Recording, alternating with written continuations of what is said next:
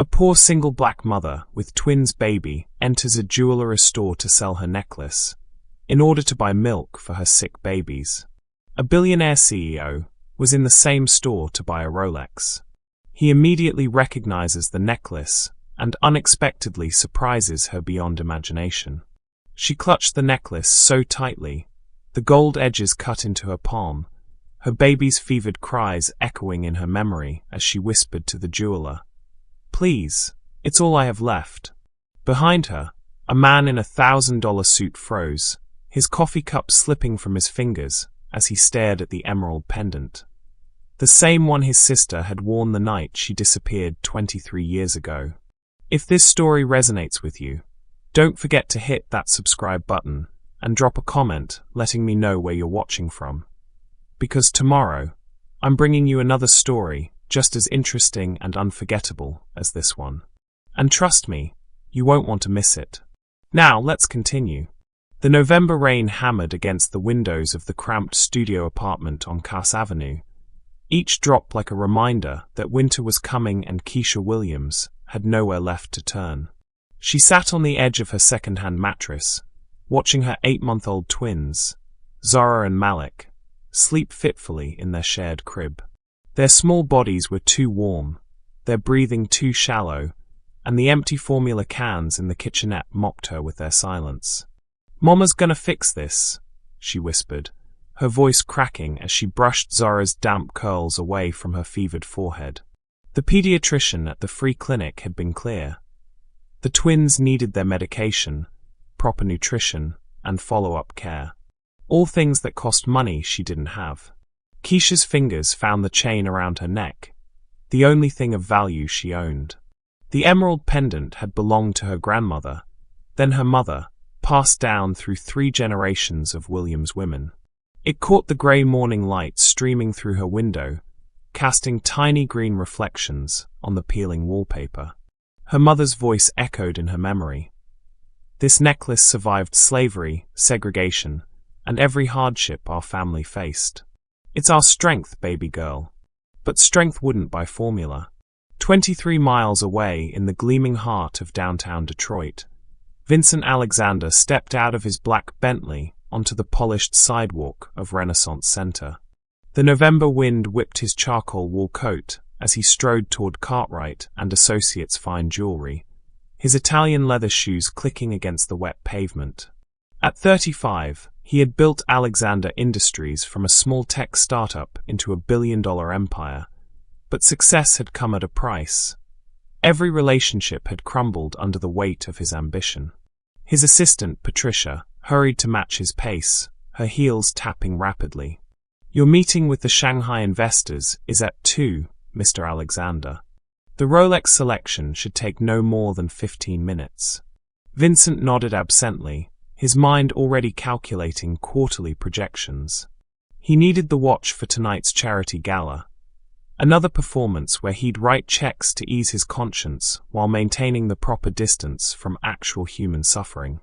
The jewelry store's warmth enveloped him as he entered, the scent of leather and expensive cologne mixing with the subtle hum of classical music.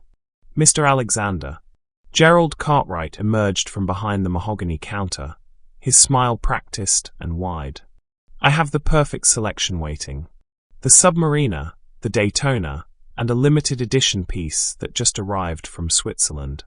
As Gerald laid out the gleaming timepieces, Vincent's attention wandered to the store's other customers. A young woman in a faded purple winter coat stood at the far counter, her back rigid with tension. Her hair was pulled back in a neat bun despite the obvious wear in her clothes, and she clutched a small velvet pouch like it contained her entire world. "Please," her voice carried across the store, barely above a whisper. "I know it's not much to look at, but it's real gold. The emerald is genuine too. My grandmother had it appraised years ago." Vincent's hand froze over the Rolex display. Something in her tone, desperation wrapped in dignity, made him look up. The woman's shoulders shook slightly as she opened the pouch, revealing a necklace that caught the store's bright lights. "I just need enough for..." Her voice broke. "For my babies. They're sick and I can't."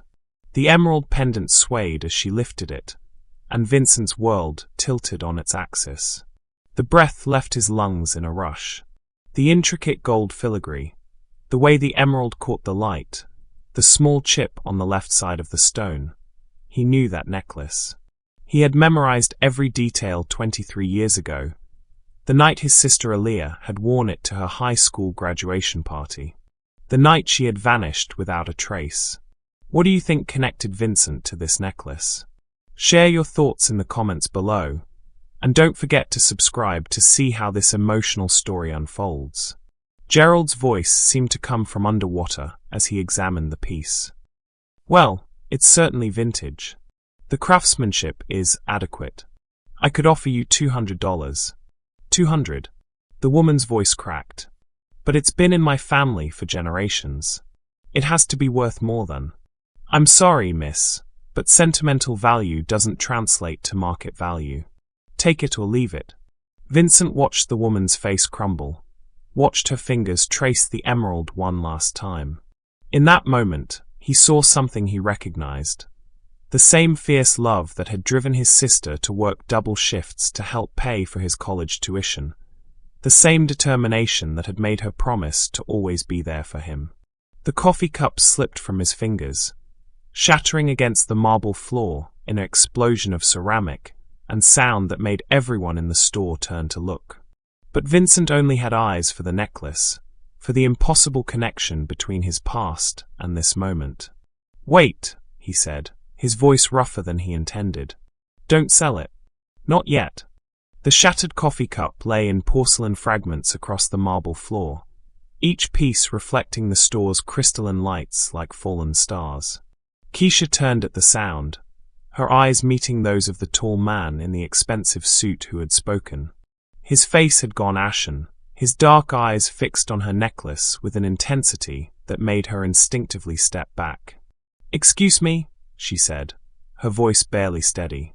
Her fingers tightened around the emerald pendant, pulling it closer to her chest. "I'm sorry, but this is between me and... Where did you get that necklace?" Vincent's words cut through the air like glass, sharp and desperate. He moved toward her, his usual composed demeanor completely shattered. Gerald Cartwright looked between them, confusion creasing his weathered features. "Sir, I don't think it's appropriate to," Gerald began, but Vincent's raised hand silenced him. Keisha's heart hammered against her ribs. The man's stare felt like it was burning through her, seeing something she couldn't understand. "It's been in my family," she said, taking another step back until her hip hit the jewelry counter. "My grandmother left it to my mother, and my mother left it to me. Why? What's it to you?"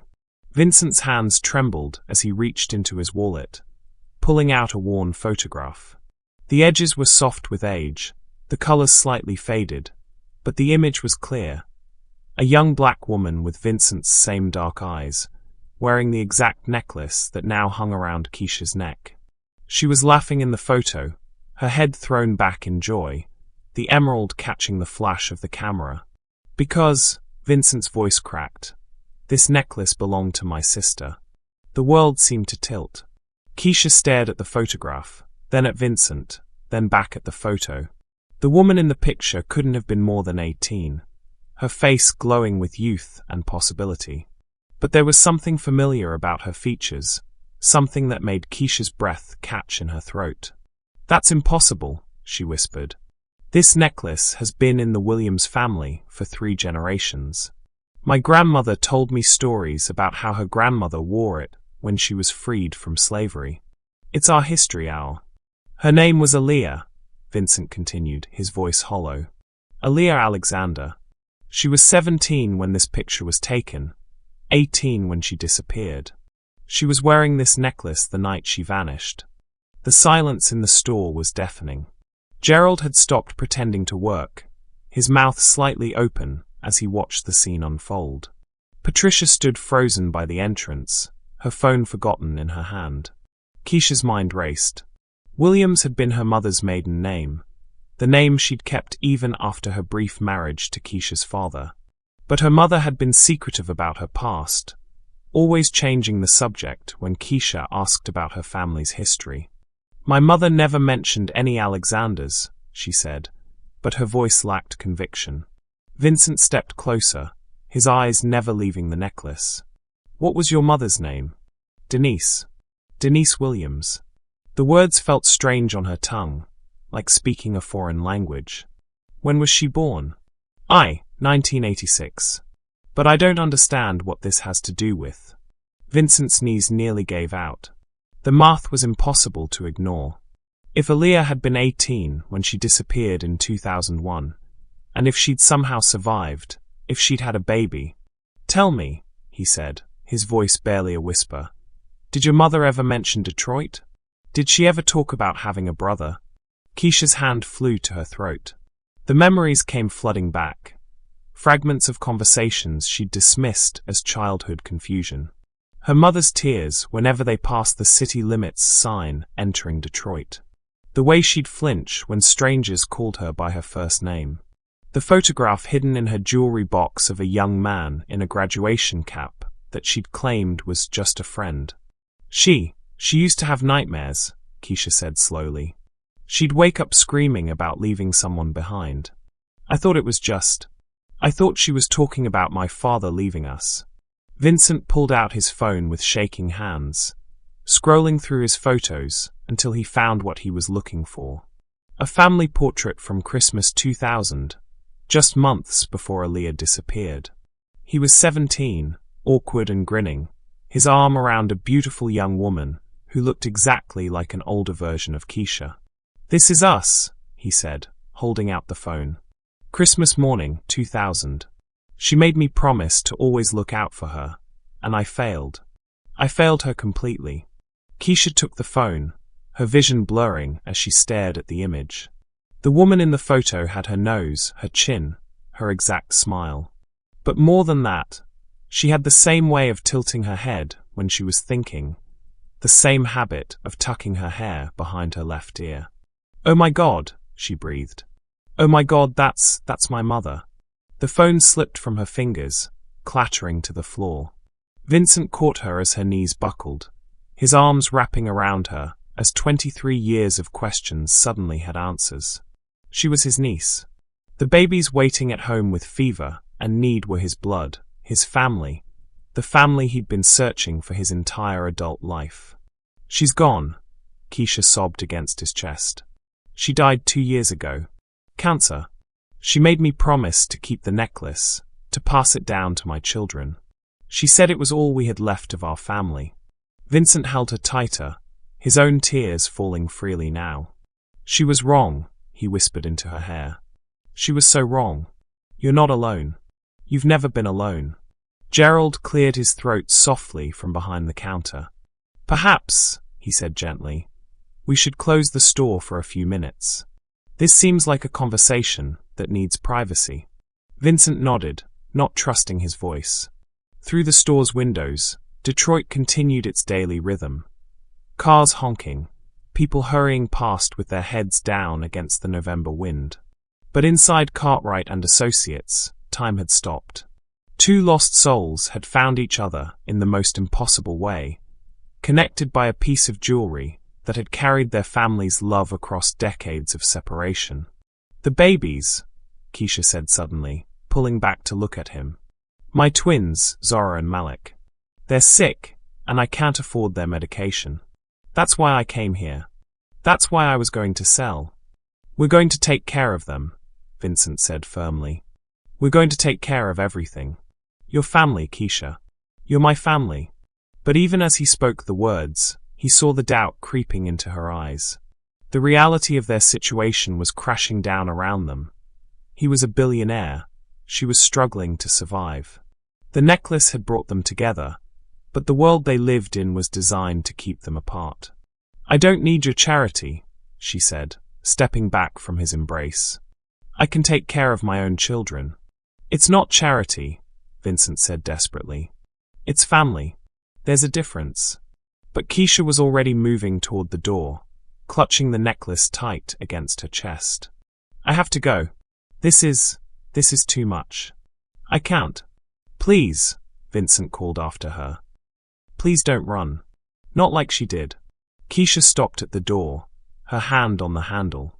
For a moment, Vincent thought she might stay, might give them a chance to figure this out together.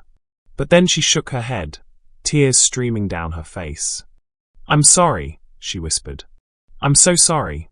And then she was gone, disappearing into the grey Detroit morning like his sister had 23 years before, leaving Vincent standing alone among the shattered pieces of his coffee cup, wondering if he'd just lost his family all over again.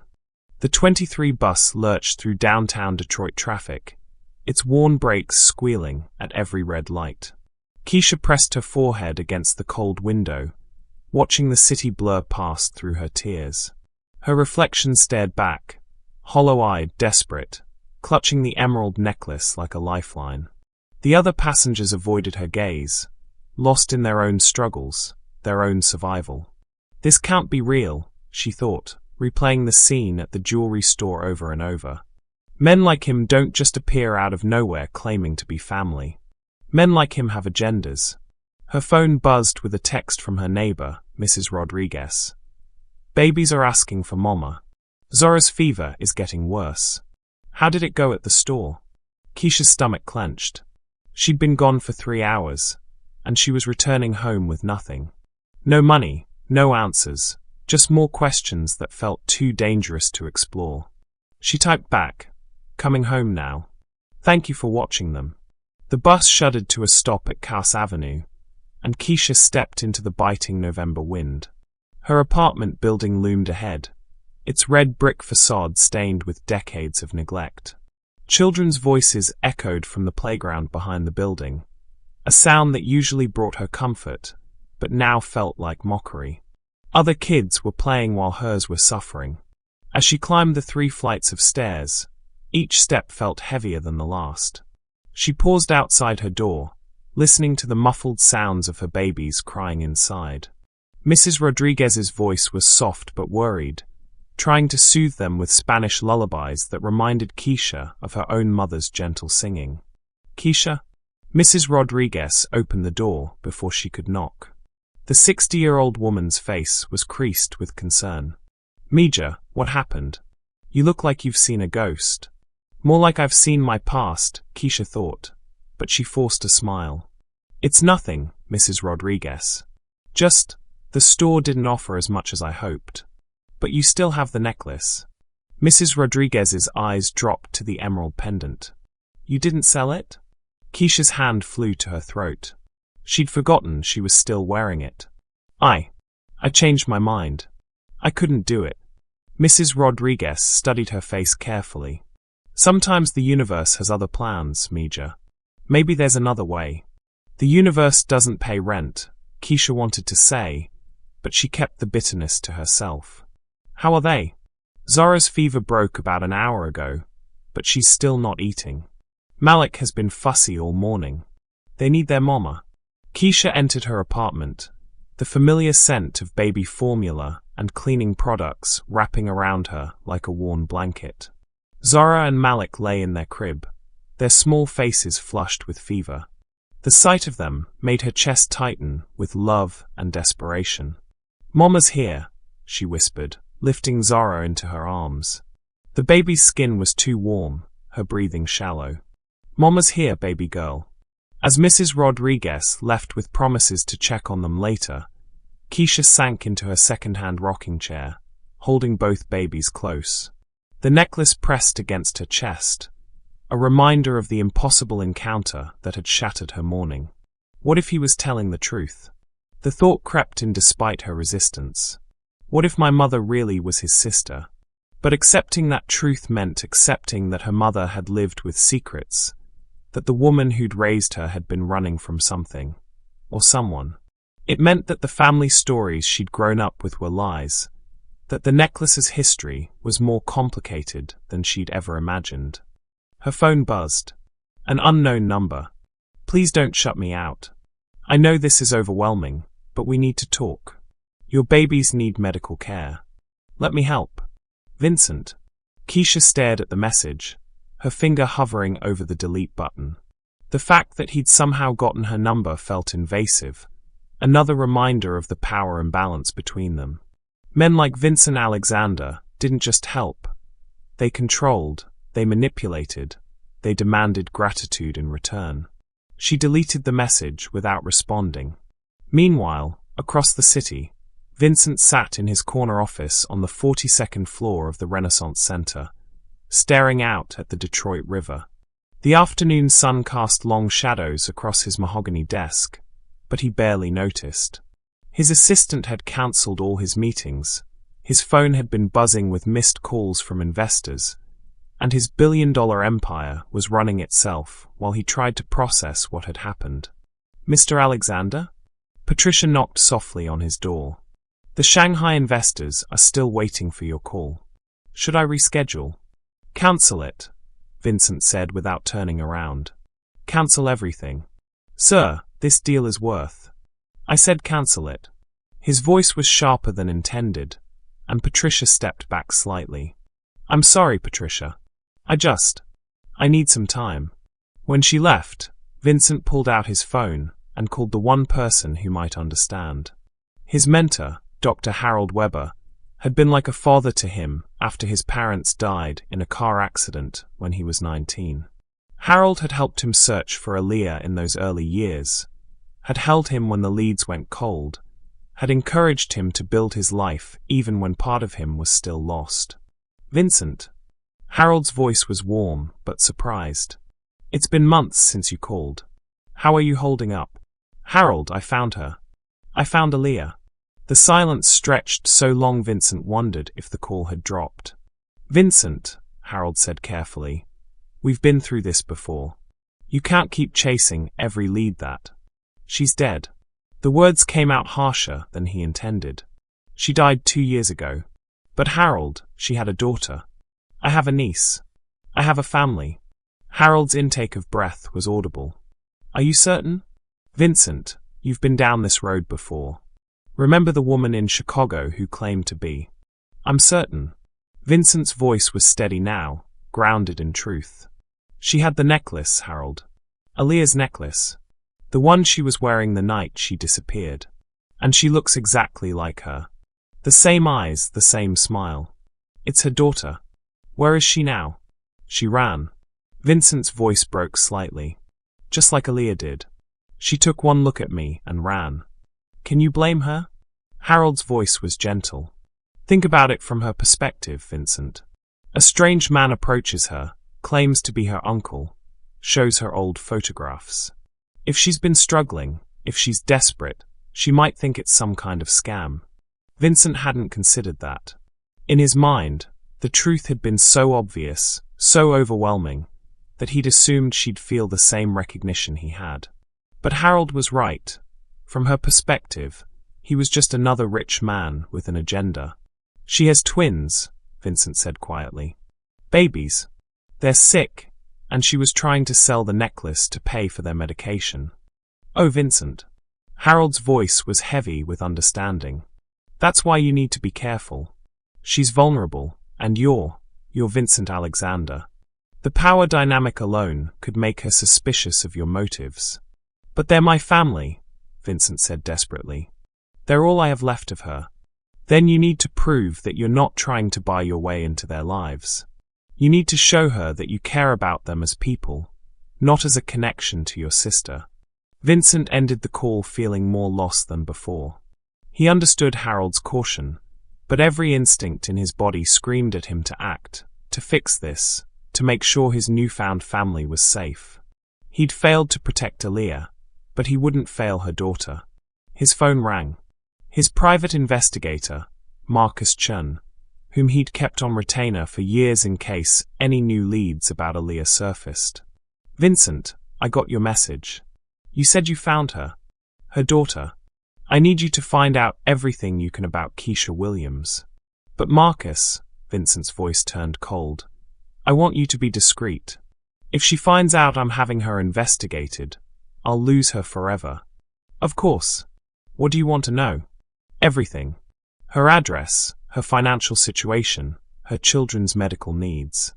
I want to help her, but I need to know how to do it without scaring her away. As Marcus agreed to get started immediately, Vincent felt a familiar tension in his chest. This was what he did. He gathered information, he strategized, he controlled situations until they bent to his will. But this time felt different. This time, he wasn't trying to win a business deal or acquire a company. He was trying to save the only family he had left. The afternoon sun was fading over Detroit, casting the city in shades of gold and shadow. Somewhere out there, in a small apartment he'd never seen, his niece was holding her sick children and wondering if she'd made a mistake by walking away from him. Vincent pressed his face against the cool window glass, watching the city sprawl out below him. For the first time in 23 years, he had a real lead on his sister's fate. But more than that, he had a chance to honor her memory by taking care of the family she'd left behind. The question was, how could he help them without destroying the fragile possibility of connection they'd discovered? His phone buzzed with a text from Marcus. Found her address. 1247, Cass Avenue, apartment 3B. Vincent, she's in trouble. Real trouble. Vincent's blood ran cold. He was already reaching for his coat. The November evening had settled over Detroit like a heavy blanket, streetlights flickering to life as Vincent's Bentley pulled up to the weather department building on Cass Avenue. The contrast between his gleaming car and the cracked sidewalk felt like a chasm he wasn't sure he could cross. Marcus Chen's report had been brief but devastating.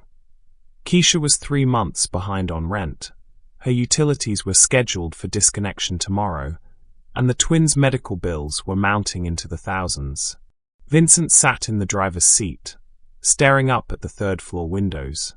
One showed a dim light, apartment 3B. His niece was up there, probably holding her babies, probably wondering how she was going to make it through another night. The weight of responsibility pressed down on his chest like a physical thing. His phone buzzed. A text from Patricia. Emergency board meeting moved to 8 a.m. tomorrow. The Shanghai deal is falling apart without your input. Vincent deleted the message without responding. For once in his life, billion-dollar deals seemed insignificant compared to the sick children 3 floors above him. He stepped out of the car, the November wind cutting through his wool coat. The building's front door hung slightly askew on its hinges, and the security intercom system looked like it hadn't worked in years. As he climbed the narrow stairs, the scent of cooking food and cleaning supplies mixed with something else. The underlying smell of poverty that no amount of dignity could completely mask. Apartment 3B's door was painted a faded green, with the number 3 hanging at an odd angle. Vincent raised his hand to knock, then hesitated. What if she called the police? What if she thought he was stalking her? What if? A baby's cry pierced the silence, high and desperate. Then another voice joined it, both twins wailing in harmony. Vincent's heart clenched as he heard Keisha's voice through the thin walls, exhausted and breaking. Sure, babies, please. Mama's trying. I promise I'm trying. He knocked gently. The crying stopped abruptly, replaced by an ominous silence. Keisha, he called softly. It's Vincent. Vincent Alexander. Please, I just want to talk. Go away. Her voice was muffled but firm. I told you, I don't need your help. I know you don't need it, Vincent said, pressing his palm against the door. But I need to give it. Please. 5 minutes. The silence stretched so long he wondered if she'd simply decided to ignore him. Then he heard the chain lock sliding, the deadbolt turning. The door opened just a crack, revealing one brown eye and a slice of her face. How did you get my address? She asked, suspicion heavy in her voice. Vincent's stomach dropped. He couldn't tell her about the private investigator, couldn't explain that he'd used his resources to invade her privacy. I asked around. Look, I know this seems. You asked around. Her voice was flat, dangerous. You mean you had me investigated? The accusation hung between them like a blade. Vincent opened his mouth to deny it, then closed it. She was too smart for lies, and she'd already been hurt by too many people who'd underestimated her intelligence. "Yes," he said quietly. "I had you investigated. And I know that was wrong, but Keisha, you have to understand." "I don't have to understand anything." The door started to close. "Wait." Vincent pressed his hand against the door frame. "Please. I know you're 3 months behind on rent. I know your utilities are being shut off tomorrow. I know the twins need medication you can't afford. I know you're scared, and I know you don't trust me, but those babies are crying, and I can't just walk away." The door stopped closing. Through the crack, he could see her face more clearly now, exhausted, defiant, but also desperate. Behind her, the twins' cries had started again, weaker now but persistent. "What do you want from me?" she asked, and the defeat in her voice nearly broke him. "I want to help my family," Vincent said simply. "I want to do what I couldn't do for your mother." Keisha studied his face for a long moment, then stepped back and opened the door wider. "5 minutes," she said. "Then you leave." Vincent stepped into the small apartment, and the reality of her situation hit him like a physical blow. The studio was clean but sparse, with mismatched furniture and walls that needed painting. The twins lay in a crib that had seen better days, their small faces flushed with fever. A stack of unpaid bills sat on the kitchen counter next to an empty formula container. But despite the poverty, despite the obvious struggle, there was love in every corner of the space. Hand-drawn pictures were taped to the refrigerator, a mobile made from colorful paper cranes hung over the crib, and soft jazz music played from an old radio. Keisha had created a home with nothing but determination and heart. "They're beautiful," Vincent said, moving toward the crib. Zora and Malik looked up at him with eyes that were unmistakably Alexander eyes. The same dark brown that had belonged to his sister, the same long lashes that had made Aaliyah the envy of every girl in their high school. "Don't," Keisha said sharply, stepping between him and the babies. "Don't you dare look at them like there's some kind of prize you can claim."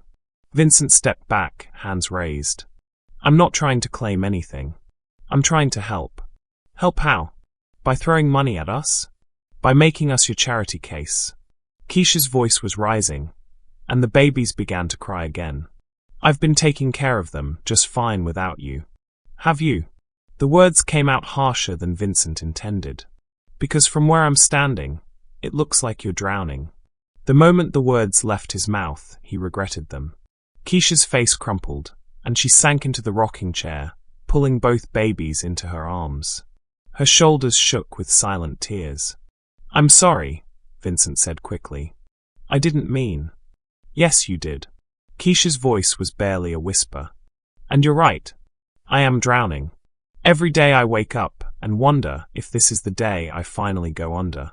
But they're my babies, and I'll figure it out. I always figure it out." Vincent knelt beside the chair, careful not to get too close. "You shouldn't have to figure it out alone. Family doesn't work that way." "We're not family," Keisha said, but her voice lacked conviction. "We're strangers who happen to share DNA." "Are we?" Vincent pulled out his phone, scrolling to a video he'd cherished for years. "Look at this." The video showed Aaliyah at 17, dancing in their childhood living room to an old R&B song. She was laughing, spinning in circles, her movements full of joy and life. Vincent's younger voice could be heard behind the camera, teasing her about her terrible moves. "She did the same thing you just did," Vincent said softly. "When she was upset, when she was overwhelmed, she'd pull me into her arms and rock me until we both felt better. She'd hum jazz songs just like the ones playing on your radio." Keisha watched the video, her eyes widening. "She looks so happy." She was. She was the happiest person I knew, right up until the night she disappeared. Vincent's voice caught. "I've spent 23 years wondering what happened to her, wondering if I could have saved her. And now I have a chance to save the people she loved most." "You can't save us," Keisha said, but she was still watching the video. "You can't just swoop in and fix everything with your money and your connections." "Maybe not," Vincent admitted. But I can try. And more than that, I can be here. I can be the uncle those babies deserve. I can be the brother your mother needed. A knock at the door interrupted them. Keisha, Mija? Mrs. Rodriguez's voice was concerned. I heard raised voices. Is everything okay?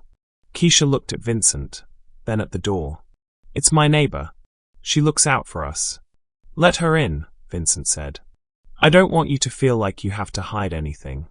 Keisha opened the door, and Mrs. Rodriguez's eyes immediately went to Vincent, taking in his expensive suit and the obvious tension in the room. Who is this? She asked, her protective instincts clearly activated. This is. Keisha hesitated. This is Vincent Alexander. He says he's my uncle. Mrs. Rodriguez's eyebrows rose. Your uncle? The one your mother used to have nightmares about. Vincent's head snapped up. She had nightmares about me? Not about you, Mrs. Rodriguez said gently. About leaving you.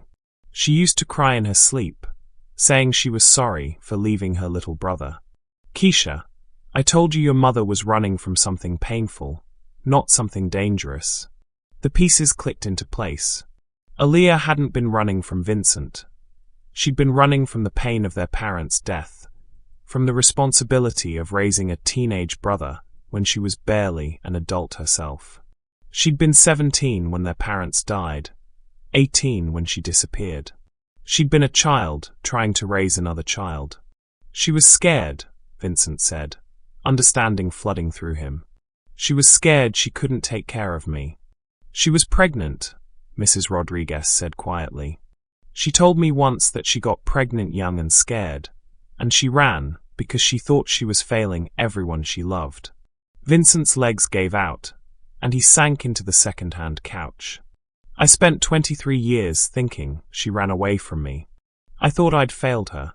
You both failed each other, Mrs. Rodriguez said with the gentle wisdom of someone who'd lived through enough heartbreak to understand forgiveness. But babies don't care about the past. They care about the present. As if on cue, Malik began to cry again, his small body shaking with fever. Keisha tried to soothe him, but he wouldn't settle. He needs his medicine, she said desperately. His fever's getting worse. Vincent stood up, pulling out his phone. I'm calling my doctor. Dr. Sarah Martinez. She's the best pediatrician in the city. She makes house calls for emergencies. I can't afford. You're not paying for it, Vincent said firmly. I am. And before you argue, think about them. Think about what they need right now. Keisha looked down at her babies, then back at Vincent. For the first time since he'd walked into her life, she seemed to really see him. Not as a threat or a stranger, but as a man who was just as lost and scared as she was. Okay, she whispered. Okay. Vincent made the call, his voice steady and authoritative as he explained the situation to Dr. Martinez. Within minutes, she'd agreed to come immediately, bringing whatever medications the babies might need. She'll be here in 20 minutes, Vincent said, ending the call. Thank you, Keisha said, and the words seemed to cost her something. I know I haven't been. I know I've been difficult. You've been protective, Vincent corrected. You've been a good mother. Mrs. Rodriguez smiled and squeezed Keisha's shoulder. I'll let you two talk. But Mija, maybe it's time to stop running from help when it comes looking for you. As she left, Vincent and Keisha sat in comfortable silence for the first time since they'd met. The babies had quieted, sensing perhaps that help was coming. The apartment's small space felt less like a prison and more like a sanctuary. Tell me about her, Keisha said finally. Tell me about my mother when she was young. Vincent smiled, pulling out his phone to show her more photos. She was stubborn just like you. And she was brave just like you. And she loved harder than anyone I've ever known. Just like me. Just like you. Outside, Dr. Martinez's car pulled up to the curb. Help was arriving, and for the first time in months, Keisha felt like she might not have to face tomorrow alone. Dr. Sarah Martinez's gentle hands worked with practiced efficiency as she examined the twins, her stethoscope moving across their small chests while she murmured soft reassurances. The fever had broken in both babies after the medication she'd administered, and color was slowly returning to their faces. Vincent watched from the corner of the room, his heart still racing from the terror of seeing his nephew and niece so sick. "They're going to be fine," Dr. Martinez said, packing her medical bag. "It's just a respiratory infection, common in babies their age, especially with the weather changing. The antibiotics will clear it up in a few days." She handed Keisha a small pharmacy bag. "This should last the full course of treatment, and I've included some vitamins and formula samples as well." Keisha's eyes filled with tears. "How much do I owe you?" "Nothing," Dr. Martinez said firmly, glancing at Vincent. "This one's already taken care of everything, including follow-up visits if needed." After the doctor left, the apartment felt different, lighter somehow, as if the immediate crisis had cleared the air between them. Vincent sat on the edge of the couch, while Keisha settled into her rocking chair with Malik, who was finally sleeping peacefully. Zora lay in the crib, her breathing steady and normal. "I need to know what happened to her," Keisha said quietly. "I need to know why my mother ran, why she changed her name, why she never told me about you." Vincent pulled out his phone, scrolling through the photos until he found the one he'd been avoiding. A family portrait from 1998, 3 years before everything fell apart. He, Aaliyah, and their parents stood in front of their childhood home in Palmer Park, everyone smiling, everyone unaware of the tragedy that was coming. "We were happy once," he said, showing her the photo. "Our dad, Marcus Alexander, was a mechanic. He owned a small shop on 8 Mile. Our mom, Diana, was a teacher at Cass Technical High School. We weren't rich, but we had everything we needed." Keisha studied the photo, her finger tracing her mother's young face. She looked so carefree. She was the star of the drama club, honor roll every semester, had a full scholarship to Wayne State University. She was going to be a teacher like Mom. Vincent's voice caught. And then everything changed in one night. February 15th, 2001. The memory hit him like a physical blow, as vivid as if it had happened yesterday. He was 17, sitting in his bedroom working on calculus homework when the phone rang. The sound had been normal at first, just another evening call. But then he'd heard his mother's scream, a sound so raw and primal that it had frozen his blood. "Car accident," Vincent said, his voice barely above a whisper. A drunk driver ran a red light on Woodward Avenue. Mom and Dad were coming home from their anniversary dinner. They died instantly. Keisha's hand flew to her mouth. "Oh God. Vincent, I'm so sorry. Aaliyah was 18, I was 17. Social services wanted to separate us, put me in foster care. But Aaliyah fought them. She dropped out of college, got 2 jobs, became my legal guardian. She gave up everything for me." Vincent pulled up another photo, this one from later that year, showing Aaliyah in a fast food uniform, exhaustion etched in every line of her face. But her arm was around Vincent's shoulders, and she was smiling. She worked at McDonald's during the day and cleaned offices at night. She'd come home at midnight, help me with homework, make sure I ate breakfast, get me to school.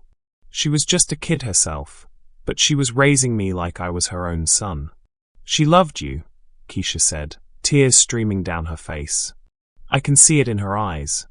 I know she did, but I was angry all the time. I was grieving, and I was 17, and I blamed her for everything. I blamed her for Mom and Dad's death, for having to move to a smaller apartment, for the fact that my friend's parents looked at us with pity."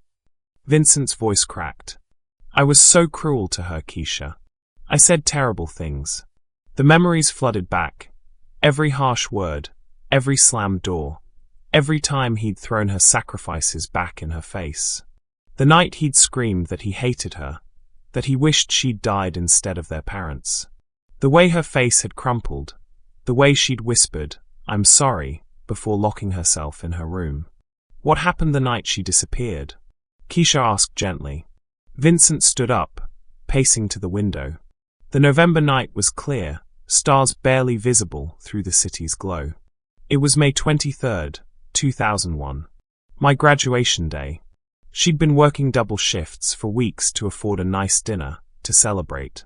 She was so proud, kept telling everyone her little brother was going to college. He turned back to Keisha, his face raw with old pain. But I was dating this girl, Jessica, whose parents had money. They'd invited me to their graduation party, and I wanted to go. I wanted to feel normal, to be around people who didn't look at me like I was a charity case. You were 17, Keisha said softly. You were allowed to want normal things. I told Aaliyah I wasn't coming to dinner. I said I had better things to do than sit around feeling sorry for myself with her. Vincent's voice broke. She begged me to stay. She said she'd made reservations at this nice restaurant downtown, that she'd been saving for months. And I told her I was tired of her trying to replace our parents. I told her she was just my sister, not my mother, and I didn't need her anymore.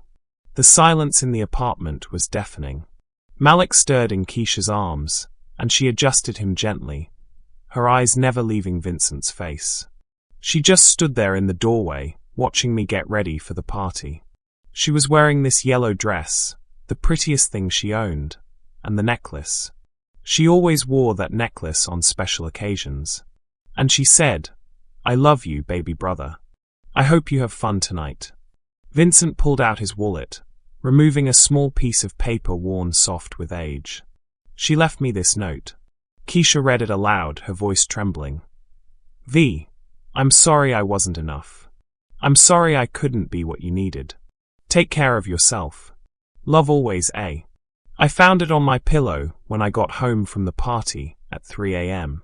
Her clothes were gone, her jewelry, everything. Like she'd never existed. Vincent sank back onto the couch. I called the police, but they said she was 18. She had a right to leave. I hired private investigators over the years, but there was never any trace. It was like she'd vanished into thin air. She came here, Keisha said, understanding dawning in her eyes. She came to Detroit and started over. But why Detroit? Why here? Keisha got up, walking to a small wooden box on her dresser. Inside were her mother's few personal belongings, some jewelry, old photos, and a bundle of letters tied with a ribbon. She pulled out a faded program from a church. New Hope Baptist Church, she said, showing him the program. Mom went here every Sunday when I was little. Pastor Williams, that's where she got the last name. He was like a father to her. He died when I was 12, but before he passed, he told me that my mother had come to him broken and scared, and that he'd helped her build a new life. Vincent took the program, studying the address. This is only 10 minutes from where we grew up. She was so close all those years. She was hiding, Keisha said. But not from you. From the pain. From the guilt she felt about leaving you. Mrs. Rodriguez had been right. Denise Williams had nightmares about leaving her little brother, not about him finding her. She'd been running from her own perceived failure, not from Vincent's anger. She met my father at the church, Keisha continued. Jerome Williams, he was Pastor Williams' nephew. They dated for about a year, got married when I was born. But it didn't last. He left when I was 2. So she was alone again, Vincent said. But she had me. And she had her faith. She worked as a teacher's aide, took night classes to get her degree. She never remarried, never even dated seriously. She said she had everything she needed with me and her church family. Keisha pulled out another photo. This one showing her older Denise in a graduation cap and gown, holding a teaching certificate. She finally became a teacher, just like she'd always wanted. She taught 3rd grade at Marcus Garvey Elementary. Her students loved her. She achieved her dream, Vincent said, pride mixing with grief in his voice. She did. But she was never truly happy. There was always this sadness in her eyes, especially around holidays. She'd look at me sometimes like she was seeing someone else, like she was remembering something painful. She was seeing me, Vincent realized. She was wondering if I was okay, if I'd made it to college, if I was happy. She kept newspaper clippings, Keisha said, pulling out a manila envelope. I found these after she died. She'd been following your career for years. Vincent opened the envelope with shaking hands. Inside were dozens of articles about Alexander Industries, about his business success, about his philanthropic work. Some were yellowed with age, dating back to his early days as an entrepreneur. In the margins, Aaliyah had written notes. So proud of my baby brother. He did it. He became everything I knew he could be. She was proud of you, Keisha said through her tears. She followed every success, every achievement. She never stopped loving you. Vincent broke down completely, 23 years of grief and regret pouring out of him. Keisha moved to sit beside him, still holding Malik, her free hand reaching out to touch his shoulder. She wanted to come back, she said softly. After I was born, she talked about it constantly. She'd say, maybe when Keisha's older, we'll go visit Uncle Vincent. But as time went on, she convinced herself that you were better off without her. She thought she'd ruined your life by leaving. She saved my life by leaving, Vincent said. I was so angry, so bitter. If she'd stayed, I would have destroyed us both. Her leaving forced me to grow up, to take responsibility for myself. She knew that, Keisha said. In her heart she knew. That's why she kept the necklace. She said it was proof that love could survive anything, even separation. Vincent looked at the emerald pendant around Keisha's neck, understanding its significance for the first time. It wasn't just a family heirloom. It was a beacon of hope, a promise that love could endure across time and distance. She talked about you all the time, Keisha continued. She'd tell me stories about how smart you were, how you could fix anything, how you always stood up for the underdog. She said you had the biggest heart of anyone she'd ever known. I spent 23 years thinking she'd left because I wasn't worth staying for, Vincent said. I built my whole life around proving I was worthy of love. You were always worthy, Keisha said firmly. And she knew that. That's why she could let go, because she knew you were strong enough to make it without her. They sat in comfortable silence, the weight of revealed truth settling between them. Outside, Detroit hummed with late-night activity, but inside the small apartment, two wounded souls were finally beginning to heal. I want to tell you about her last days, Keisha said eventually. When she was dying, she made me promise to find you if anything ever happened to me. She said the necklace would lead me to family when I needed it most. She was right, Vincent said. It did. There's something else, Keisha said, reaching into the wooden box again. She left you something. She pulled out a small wrapped package, the paper yellowed with age. Vincent's name was written on it in Aaliyah's careful handwriting. She wrapped this 23 years ago, Keisha said. She said if you ever found us, I should give it to you. Vincent opened the package with trembling hands. Inside was a pocket watch. Their father's watch, the one he'd carried every day until his death. Engraved on the back were the words, "To V, time heals all wounds. Love always, eh?" She wanted you to have it, Keisha said. She said Dad would want you to carry it. Vincent clutched the watch to his chest, feeling the weight of his father's memory, his sister's love, and the promise of a future he'd never dared to hope for. We're not strangers, he said, looking at Keisha and the sleeping babies. We're family. We've always been family. Yes, Keisha said, smiling through her tears. We have. What family secrets do you think still need to be revealed? Share your thoughts in the comments, and don't forget to subscribe. The morning sun streamed through the apartment's small windows, casting golden rectangles across the worn carpet. Vincent had spent the night on Keisha's couch, unable to bear the thought of leaving his newfound family again. He woke to the sound of soft humming, a melody he recognized from their childhood, one their mother used to sing while making breakfast. Keisha stood at the tiny stove, wearing a bright turquoise robe, gently swaying Zara in one arm while stirring scrambled eggs with the other. The baby's fever had completely broken, and she was alert and curious, her dark eyes, Vincent's eyes, tracking the movement of the wooden spoon. "That song," Vincent said, his voice thick with sleep and emotion. "Mom used to sing that." Keisha smiled, not turning around. "I know. She taught it to me when I was little. Said it was an old family song, passed down through generations." She glanced over her shoulder. "Coffee's ready. I hope you don't mind it strong. It's the only way I can function on 3 hours of sleep." Vincent poured himself a cup from the chipped ceramic pot, inhaling the rich aroma. "Strong is perfect. Thank you." The domestic scene felt surreal. He'd spent the last 15 years waking up alone in his penthouse apartment, eating breakfast prepared by his housekeeper while reading financial reports. But here, in this cramped space with mismatched furniture and peeling paint, he felt more at home than he had in decades. "Here, let me," Vincent said, reaching for Zora. The baby went to him easily, her tiny fist immediately grabbing for his shirt collar. "Good morning, beautiful girl. You're feeling better, aren't you?" Keisha watched them together, her heart swelling at the sight of her daughter safe in her uncle's arms. "She likes you. She's usually shy with strangers." "We're not strangers," Vincent said, making silly faces at Zora until she giggled. "We're family. She knows that, don't you, sweetheart?" Malik stirred in his bouncy seat, and Keisha quickly moved to check on him. His fever was gone too, and he was reaching for his favorite stuffed elephant, a worn grey toy that had seen better days. "That's Mr. Peanuts," Keisha explained, noticing Vincent's curious look.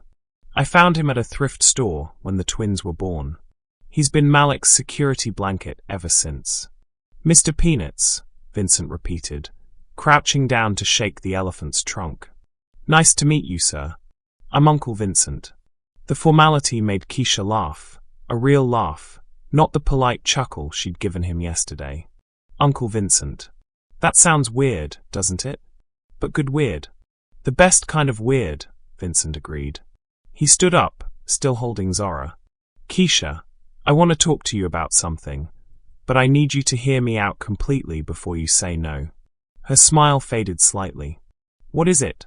"I want to help. Not just with the medical bills or the immediate stuff, but really help. I want to be part of your lives, part of the twins' lives. I want to be the uncle I should have been from the beginning." Keisha busied herself with plating the eggs, her movements suddenly stiff. "Vincent, I appreciate everything you've done, but I can't just become your charity project. I've been taking care of myself and my children just fine." "Have you?" Vincent asked gently. "Keisha, you were about to sell your mother's necklace to pay for medicine. You're living in an apartment with a leaking ceiling and a broken heater. You work 2 jobs and still can't afford childcare. That's not fine, that's survival." "Survival is what I know," Keisha said, her voice defensive. "I've been doing it my whole life. I don't need." "You don't need me," Vincent interrupted. "I know that. You're strong, you're capable, you're an incredible mother. But need isn't the same as want. And I need you to want me in your life, because I can't lose my family again." The vulnerability in his voice stopped her protests.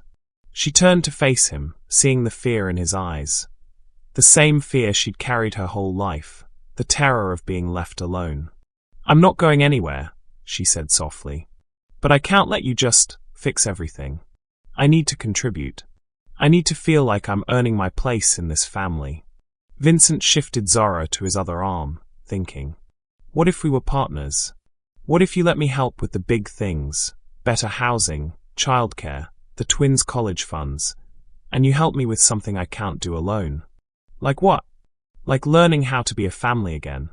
Like teaching me how to be an uncle. Like helping me understand what Aaliyah would have wanted for all of us. Keisha studied his face, seeing the sincerity there. Partners. Partners. Equal partners. I provide the resources, you provide the guidance. We both learn as we go. She extended her hand, and he shook it solemnly. Deal. But I have conditions. Name them. First, no more surprise house calls from private doctors. We find a regular pediatrician and keep normal appointments like normal people. Agreed.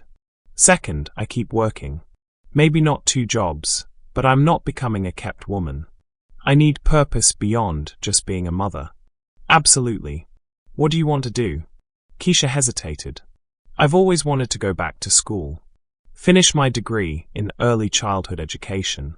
Maybe teach like my mother did. Wayne State has an excellent education program, Vincent said. I should know. I'm on the board of trustees. Of course you are, Keisha laughed, shaking her head. Third condition. No using your influence to get me special treatment. I earn my grades like everyone else. Deal. Though I reserve the right to brag about my brilliant niece to anyone who'll listen. I can live with that. Keisha paused, then added, one more thing. I want to visit their graves. My mother and your parents. I want to take the twins to meet their grandparents. Vincent's eyes filled with tears. I'd like that too. I haven't been to the cemetery in years. I was too ashamed to face them. We'll go together, Keisha said. As a family. The word hung between them, warm and full of possibility. Vincent looked around the small apartment, at the mismatched furniture, the cheerful artwork Keisha had created to make the place feel like home, the photos of Aaliyah scattered on every surface. It wasn't much, but it was theirs. I have an idea, he said suddenly. What if we don't rush into anything? What if we take our time, get to know each other properly before making any big changes? What do you mean? I mean, what if I spent time here regularly? Helped with the twins, learned your routines, became part of your daily life gradually? And maybe you and the babies could visit my place sometimes, see how the other half lives. Keisha considered this. Like a trial run? Exactly. We figure out how to blend our worlds without losing what makes each of them special. I like that, Keisha said. Gradual. Natural.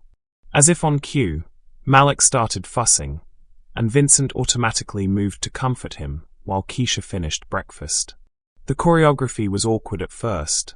They bumped into each other in the tiny kitchen, had to negotiate who held which baby when, but gradually they found their rhythm. He's hungry, Keisha said, preparing a bottle. How can you tell? Vincent asked, watching Malik's increasingly urgent cries. The cry is different. Hunger sounds more demanding, like he's offended by the delay. When he's tired, it's more whimpery. When he's uncomfortable, it's sharp and quick.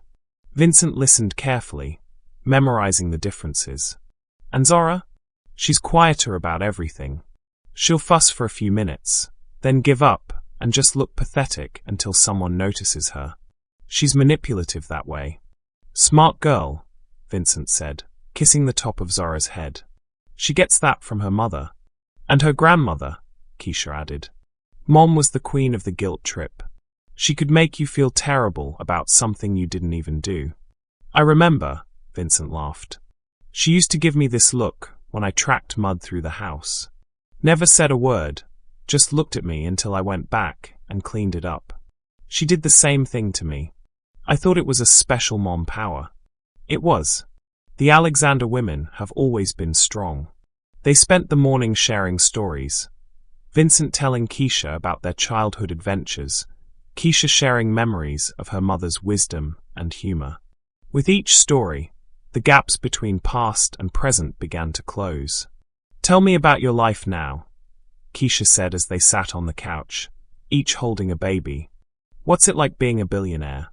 Do you have a massive house? A yacht? A private jet? I have a penthouse apartment downtown, a house in the Hamptons, and yes, a private jet. But they're all empty. I work 16-hour days, attend charity events where I don't know anyone's name, and go home to silence. Vincent looked down at Zora, who was trying to grab his nose. I built an empire, but I forgot to build a life. Is that why you never got married? Never had kids? Vincent was quiet for a long moment. I was afraid. Afraid that if I loved someone, they'd leave like everyone else had. It was easier to stay alone than to risk the pain again. But you weren't alone, Keisha said gently. You had people who cared about you. Employees. Business associates. People who needed things from me. But not family. Not real connection. You have that now, Keisha said. We're here, and we're not going anywhere. Vincent looked at her. This brave, beautiful woman who'd survived so much and still had room in her heart for kindness. I want to tell you something, and I need you to believe me when I say it. Okay. Yesterday, when I saw you in that jewelry store, when I realized who you were, it was like I could breathe again for the first time in 23 years. You saved me, Keisha. You, and these babies brought me back to life. Keisha's eyes filled with tears. We saved each other. Yeah, Vincent said, his voice thick with emotion. We did. They sat in comfortable silence, watching the twins play with their fingers and make soft baby sounds. The November sun climbed higher, warming the small apartment and casting everything in a golden glow. Vincent, Keisha said eventually. Yeah. Thank you for not giving up on finding us. Thank you for being the man my mother always said you were. Thank you for being exactly like her, Vincent replied. For being strong and stubborn and full of love. She would be so happy right now, Keisha said. She would love seeing us all together. She is seeing us, Vincent said firmly. Somewhere, she's watching and smiling, and probably telling our parents that her plan worked perfectly. Her plan? The necklace. She knew it would bring us together when the time was right. She knew you'd need family, and she knew I'd need purpose. She orchestrated this whole thing from beyond the grave. Keisha laughed, touching the emerald pendant at her throat. That sounds like something she'd do. Always thinking 3 steps ahead. She was the smartest person I ever knew, Vincent said. And she raised an incredible daughter. We're going to be okay, Keisha said. Not a question, but a statement of fact. Better than okay, Vincent agreed. We're going to be a family. What do you think will be the biggest challenge for Vincent and Keisha as they build their new family bond? Share your thoughts in the comments below, and make sure to subscribe to see how this heartwarming story continues. As the afternoon wore on, they fell into an easy routine. Vincent learning how to change diapers and prepare bottles, Keisha teaching him the twins' schedules and preferences. For the first time in either of their lives, they weren't facing the world alone. They were home. 2 days had passed since Vincent and Keisha's heart-to-heart conversation, and their newfound rhythm felt natural, almost effortless. Vincent had taken the week off from his corporate responsibilities, something that had sent shockwaves through the boardroom of Alexander Holdings. For the first time in 15 years, Vincent Alexander was unreachable during business hours. He'd spent Thursday evening at Keisha's apartment, learning to give the twins their baths and reading them bedtime stories from worn picture books. The domesticity felt foreign yet comforting, like wearing clothes that had been tailored specifically for him after years of ill-fitting suits. But Friday morning brought reality crashing back. Vincent sat in his corner office on the 47th floor of the Renaissance Center, watching the Detroit River flow below while his assistant, Patricia, briefed him on the week's missed opportunities.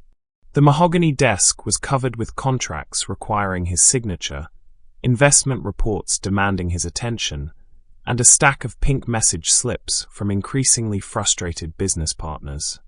Mr. Alexander, Patricia said, her voice tight with barely concealed concern, Henderson Industries is threatening to pull out of the merger if you don't personally attend Monday's board meeting. They're questioning your commitment to the deal. Vincent barely looked up from the photo on his desk. A picture Keisha had taken yesterday of him and the twins, all 3 of them covered in strained carrots from Malik's disastrous first attempt at solid food. Tell Henderson I'll be there. And the Rothschild Foundation Gala tomorrow night? You're supposed to deliver the keynote speech. They're honoring your philanthropic contributions. Cancel it. Patricia's eyebrows shot up. Sir, you can't cancel. The invitations went out months ago. There are 300 of Detroit's most influential people expecting. I said cancel it. Vincent's voice carried an edge that made Patricia step back.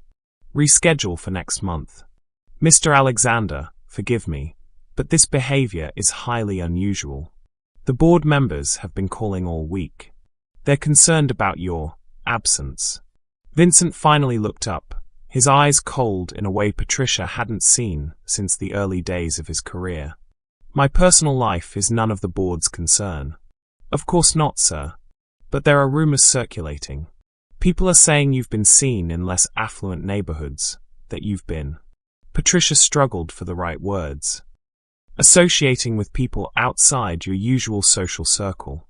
The temperature in the room seemed to drop 10 degrees. Associating? I'm just repeating what I've heard, sir. There's talk that you've been visiting housing projects, that you've been seen with a young woman and 2 infants. People are wondering if this is some kind of publicity stunt for your charitable foundation. Vincent stood slowly, his hands pressed flat against the desk. Get out! Sir, I didn't mean. Get out. Now.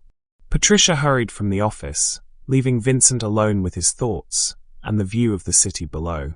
The same city where his sister struggled to survive while he built monuments to his own success. His phone buzzed. A text from Keisha. Twins are napping. Perfect time for your first diaper-changing lesson when you get here. The simple message should have made him smile. Instead, it filled him with dread. What was he doing? Playing house with a woman and children he'd known for 3 days? Pretending he could be part of their world when his own world was falling apart? Another buzz. This time from his lawyer. Vincent, we need to discuss the Henderson merger. Board meeting moved to 4 p.m. today. Your presence is mandatory. Vincent stared at both messages, feeling the familiar weight of responsibility settling on his shoulders. He'd built Alexander Holdings from nothing, turned it into a billion-dollar empire. Hundreds of employees depended on him. Stockholders trusted him with their investments. He couldn't just walk away from that for a fantasy of family life. Could he? His phone rang. The caller ID showed Keisha's number. Hey, he answered, trying to keep his voice light. Vincent? Are you okay? You sound weird. I'm fine. Just dealing with some work stuff. Oh, there was a pause. I was calling because Zara said her first word today. Well, it sounded like mama, but it might have been BABA. Either way, I thought you'd want to know. That's great, Keisha. You sure you're okay? You sound distant. Vincent closed his eyes, pressing his fingers to his temples. I'm having a difficult day at the office. Maybe I should skip coming over tonight. The silence on the other end stretched long enough that Vincent wondered if the call had dropped. Keisha, I'm here. Her voice was careful, controlled. Of course. I understand. Work is important. It's not that. No, really. I get it. You have responsibilities. We'll be fine. Keisha, please don't. I should go. The twins are waking up. Thanks for calling. She hung up before he could respond. Vincent stared at his phone, knowing he'd just made a terrible mistake, but unable to figure out how to fix it. The walls of his office suddenly felt like a prison, but stepping outside them felt like stepping into chaos. Keisha set her phone down with trembling hands. She'd heard that tone before. The careful distance of someone pulling away, the polite coolness that preceded abandonment. She'd been foolish to believe this fairy tale could last. Mama? Zara babbled from her bouncy seat, reaching chubby arms toward Keisha. Hey, baby girl, Keisha said, forcing a smile as she picked up her daughter. It's just us again, isn't it? Like always. But even as she said it, she knew it wasn't true. For 48 hours, they'd been a family. Vincent had been Uncle Vincent, changing diapers and singing lullabies and making silly faces until the twins giggled. He'd been present, engaged, genuinely happy. Now he was pulling away, and Keisha felt the familiar sting of rejection that had followed her through childhood foster homes and failed relationships. She'd let herself believe she was worth staying for, but people like her didn't get fairy tale endings. She carried Zara to the window, looking out at the grey November sky. Maybe it's better this way, baby. We don't need anyone else. We've been doing fine on our own. But fine wasn't the same as happy. And for 2 days, she'd been happy. Her phone buzzed with a text from Vincent. "I'm sorry. Can we talk?" Keisha stared at the message, her finger hovering over the reply button. Part of her wanted to text back, to give him another chance to explain. But a bigger part, the part that had learned early that hope was dangerous, wanted to delete his number and pretend the last 3 days had never happened. She set the phone aside without responding. The simple message should have made him smile. Instead, it filled him with dread. What was he doing? Playing house with a woman and children he'd known for 3 days? Pretending he could be part of their world when his own world was falling apart? Another buzz. This time from his lawyer. "Vincent, we need to discuss the Henderson merger. Board meeting moved to 4 p.m. today. Your presence is mandatory." Vincent stared at both messages, feeling the familiar weight of responsibility settling on his shoulders. He'd built Alexander Holdings from nothing, turned it into a billion-dollar empire. Hundreds of employees depended on him. Stockholders trusted him with their investments. He couldn't just walk away from that for a fantasy of family life. Could he? His phone rang. The caller ID showed Keisha's number. "Hey," he answered, trying to keep his voice light. "Vincent? Are you okay? You sound weird." "I'm fine. Just dealing with some work stuff." "Oh." There was a pause. "I was calling because Zara said her first word today. Well, it sounded like mama, but it might have been BABA. Either way, I thought you'd want to know." That's great, Keisha. You sure you're okay? You sound distant." Vincent closed his eyes, pressing his fingers to his temples. "I'm having a difficult day at the office. Maybe I should skip coming over tonight." The silence on the other end stretched long enough that Vincent wondered if the call had dropped. "Keisha, I'm here." Her voice was careful, controlled. "Of course. I understand. Work is important. It's not that. No, really. I get it. You have responsibilities. We'll be fine." "Keisha, please don't. I should go. The twins are waking up. Thanks for calling." She hung up before he could respond. Vincent stared at his phone, knowing he'd just made a terrible mistake, but unable to figure out how to fix it. The walls of his office suddenly felt like a prison, but stepping outside them felt like stepping into chaos. Keisha set her phone down with trembling hands. She'd heard that tone before. The careful distance of someone pulling away, the polite coolness that preceded abandonment. She'd been foolish to believe this fairy tale could last. "Mama?" Zara babbled from her bouncy seat, reaching chubby arms toward Keisha. "Hey, baby girl," Keisha said, forcing a smile as she picked up her daughter. "It's just us again, isn't it? Like always." But even as she said it, she knew it wasn't true. For 48 hours, they'd been a family. Vincent had been Uncle Vincent, changing diapers and singing lullabies and making silly faces until the twins giggled. He'd been present, engaged, genuinely happy. Now he was pulling away, and Keisha felt the familiar sting of rejection that had followed her through childhood foster homes and failed relationships. She'd let herself believe she was worth staying for, but people like her didn't get fairy tale endings. She carried Zara to the window, looking out at the grey November sky. "Maybe it's better this way, baby. We don't need anyone else. We've been doing fine on our own." But fine wasn't the same as happy. And for 2 days, she'd been happy. Her phone buzzed with a text from Vincent. "I'm sorry. Can we talk?" Keisha stared at the message, her finger hovering over the reply button. Part of her wanted to text back, to give him another chance to explain. But a bigger part, the part that had learned early that hope was dangerous, wanted to delete his number and pretend the last 3 days had never happened. She set the phone aside without responding. The boardroom was filled with tension thick enough to cut. 12 men and women in expensive suits sat around the polished conference table, their faces masks of professional concern. Vincent sat at the head of the table, his usual commanding presence notably absent. "Vincent," said Harrison Webb, the company's chief operating officer, We need to address the elephant in the room. Your behavior this week has been concerning. My behavior? Vincent's voice was dangerously quiet. Missing meetings, cancelling appearances, being unreachable for days at a time. This isn't like you. Maybe it's exactly like me, Vincent said. Maybe I'm tired of being available 24 hours a day for a company that will function perfectly well without me hovering over every decision. The board members exchanged glances. Margaret Forster, the longest-serving board member, leaned forward. Vincent, we're worried about you. There are rumors that you've been involved with some questionable people. Questionable people? Vincent's tone could have frozen the Detroit River. A single mother from the projects.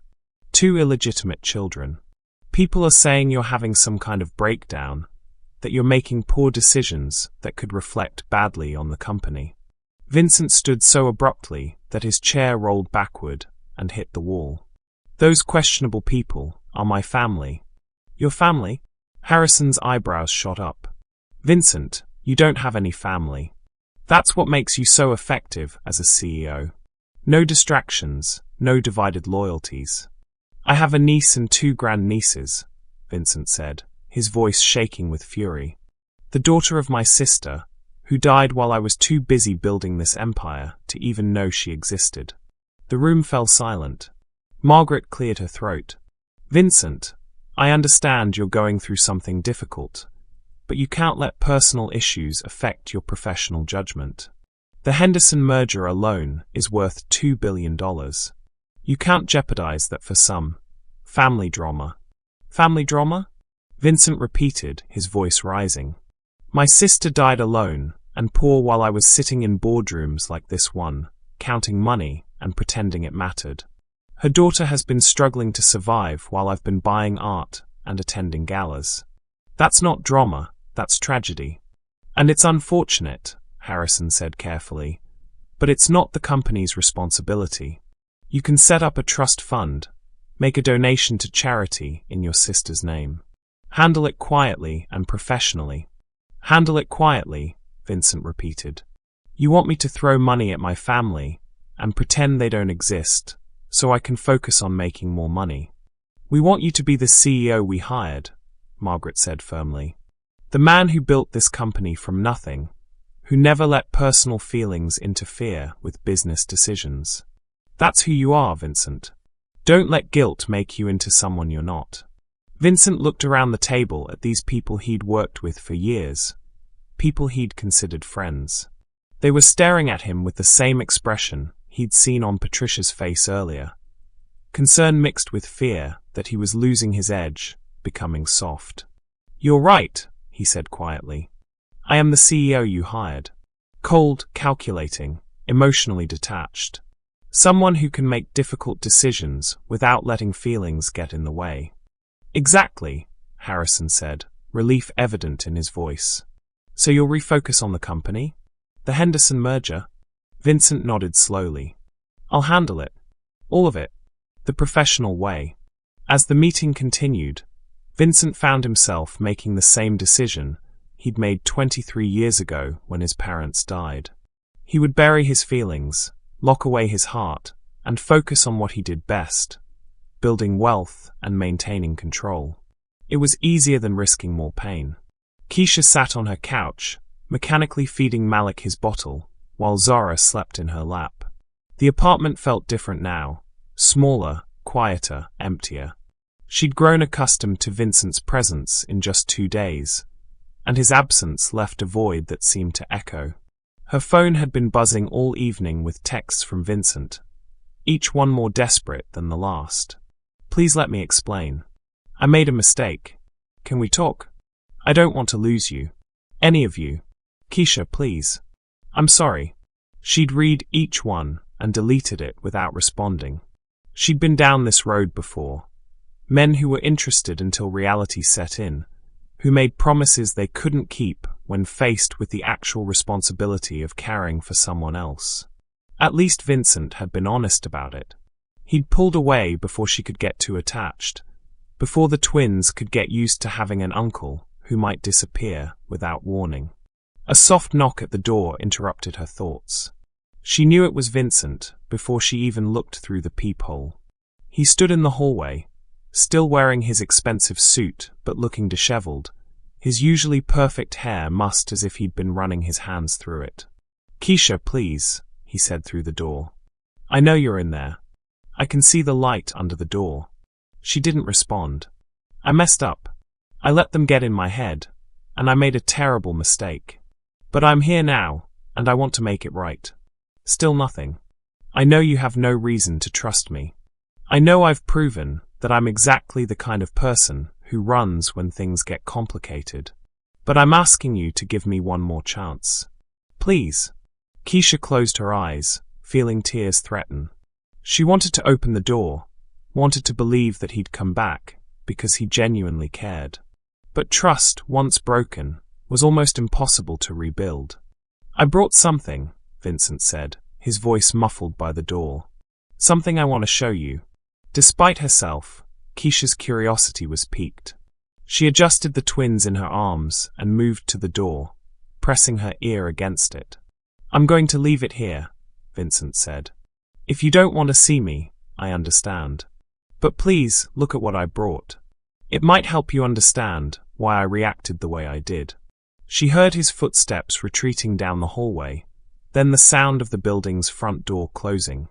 After waiting several minutes to make sure he was gone, Keisha carefully opened her door. On the floor was a manila envelope, thick with documents. Her name was written on the front in Vincent's careful handwriting. Against her better judgment, she picked it up.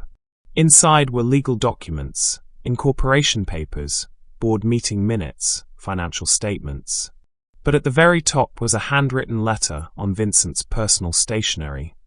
"Keisha, I've spent the last 15 years building Alexander Holdings into what it is today.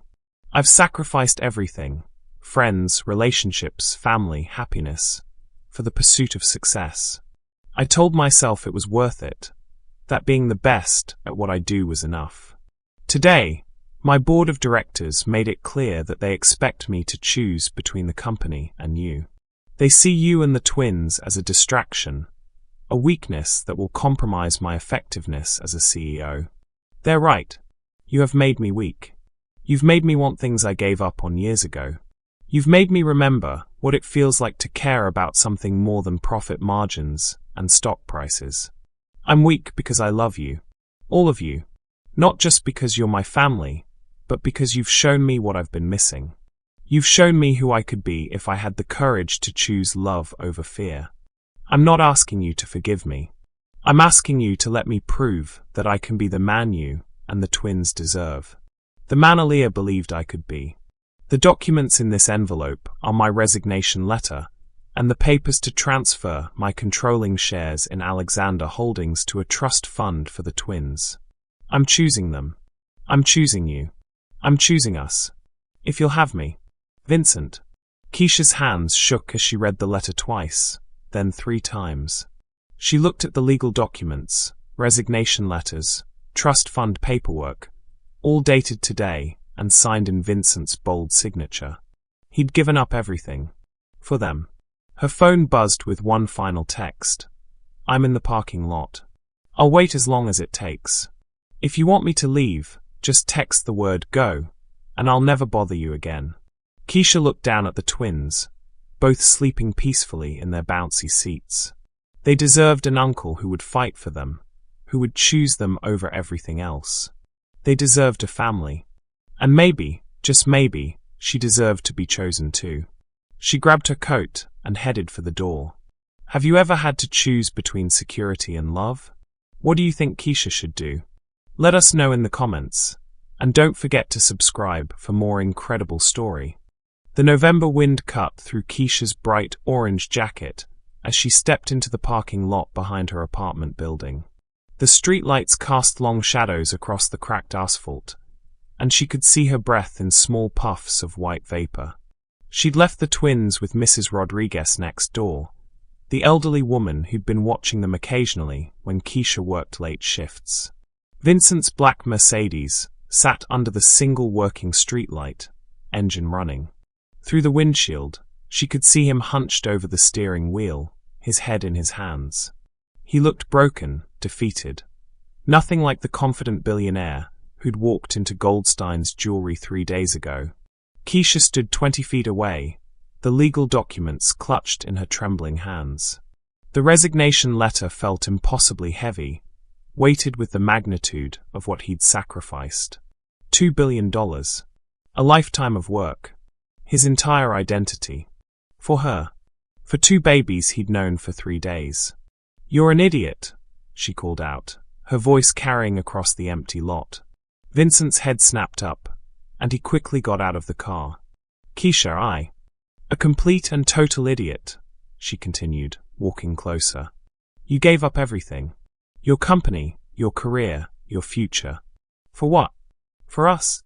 "Yes," he said simply, his voice hoarse. "For you." "Why?" The question came out as a whisper, but in the quiet night, it might as well have been a shout. "Why would you do something so stupid?" Vincent stepped closer, his hands shoved deep in his coat pockets. "Because I finally realized what my mother meant when she said family isn't about blood, it's about choice. For 23 years, I chose money over people. I chose success over love. I chose safety over vulnerability. And now I choose you. I choose Malik and Zora. I choose showing up, even when it's hard. I choose being Uncle Vincent, even if I'm terrible at it. I choose being part of a family, even if it scares me to death." Keisha's eyes filled with tears. "You don't even know us." "Not really. 3 days, Vincent. That's all we've had." "I know enough," he said, taking another step forward. "I know you hum our mother's lullabies when you think no one's listening. I know you cut the crusts off your peanut butter sandwiches, even though you're 25 years old. I know you talk to Aaliyah's picture every morning before you start your day. You've been watching me. I've been learning you. Learning what it means to have a family again." Vincent's voice broke slightly. "I know Malik laughs when you make funny faces during diaper changes. I know Zara falls asleep faster when you rub her back in small circles. I know you're afraid of thunderstorms, but you'll stand in the rain if it means protecting your children. Anyone could observe those things. But I also know you cry in the shower, so the twins can't hear you. I know you skip meals to make sure they have enough formula. I know you've been alone for so long that you've forgotten what it feels like to have someone choose you first." Keisha's composure cracked. "Don't. I'm choosing you first, Keisha. Not because I have to, not because I feel guilty, but because in 3 days you've shown me more love than I've felt in 23 years. You've given me purpose. You've given me hope. I'm not some charity case," she said, her voice defensive. "I don't need you to save me. I'm not trying to save you. I'm asking you to save me." Vincent pulled his hands from his pockets, and she could see they were shaking. "I'm asking you to save a man who's spent his entire adult life building walls instead of bridges. I'm asking you to teach me how to be the person Aaliyah believed I could be." The wind picked up, sending dead leaves skittering across the asphalt. Keisha pulled her jacket tighter, still clutching the legal documents. "Your board was right," she said quietly. "We are from different worlds. You're used to private jets and charity galas. I'm used to food stamps and Medicaid. How is that supposed to work?" "I don't know," Vincent admitted. "But I know I'd rather figure it out with you than go back to my empty penthouse and pretend I'm not dying inside. What if we try and it doesn't work? What if we hurt each other? What if we hurt the twins?" Vincent moved closer, close enough that she could see the exhaustion in his eyes, the hope warring with fear. "Then we'll have tried. We'll have chosen love over fear, connection over isolation.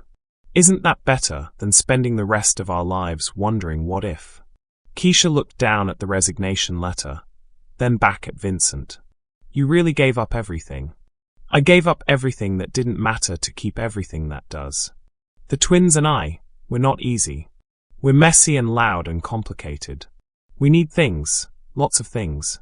Medical care and childcare, and a better apartment, and I need you," Vincent interrupted. "I need to hear Malik's laugh when he sees me walk in the door. I need to feel Zora's tiny hand wrapped around my finger. I need to watch you be an amazing mother and learn how to be a decent uncle. I need to visit Aaliyah's grave with you and tell her that her plan worked. Her plan? The necklace. She knew it would bring us together when we needed each other most. She knew I'd be lost without family, and she knew you'd need family to help you build the life you deserved. Keisha touched the emerald pendant at her throat, feeling its familiar weight. She always was too smart for her own good. She was brilliant, and she raised someone just like her. They stood in silence for a moment, the weight of the decision hanging between them. Keisha could feel the pull of old patterns, the instinct to protect herself by pushing him away. But she could also feel something stronger, the desperate longing for connection, for someone to choose her and her children not despite their complications, but because of them. I'm scared, she whispered. Me too, Vincent said. I'm terrified that I'll mess this up, that I'll let you down, that I'll prove I'm not worthy of this gift you're giving me. What gift? The chance to be part of something bigger than myself. The chance to matter to someone. The chance to be loved. Keisha looked at this man who'd given up billions of dollars for the possibility of belonging to her small, chaotic family. He wasn't perfect. He was awkward with the twins, clueless about real-world struggles, and probably going to make 1,000 mistakes as he learned how to be Uncle Vincent. But he was here. He was choosing them. And maybe, just maybe, that was enough to build something beautiful on. Okay, she said, so quietly he almost didn't hear her. Okay, let's try. Let's figure it out together. Let's be a family. Vincent's face transformed, hope lighting up his features like sunrise. Really? Really? But I have conditions. Name them. First, you're taking back this resignation letter. I'm not letting you throw away your life's work for us. Keisha. No. You can step back, delegate more, find balance. But you're not walking away from who you are. The twins need to be proud of their uncle, not guilty about what he sacrificed. Vincent considered this, then nodded slowly. Okay, but I'm restructuring everything. Less travel, more family time. I want to be present for the important moments. Second condition, we take this slow. No rushing into anything. We learn each other properly, build trust, figure out how to blend our worlds without losing ourselves. Agreed. Third, you teach me about your world too. I want to understand the business, meet the people who matter to you. I want to be a partner, not just someone you take care of. Vincent smiled, the first genuine smile she'd seen from him all day. I'd like that. You'd be amazing at business. You have all the skills, negotiation, problem solving, seeing through people's bull. And fourth, Keisha paused, gathering her courage. We do this right.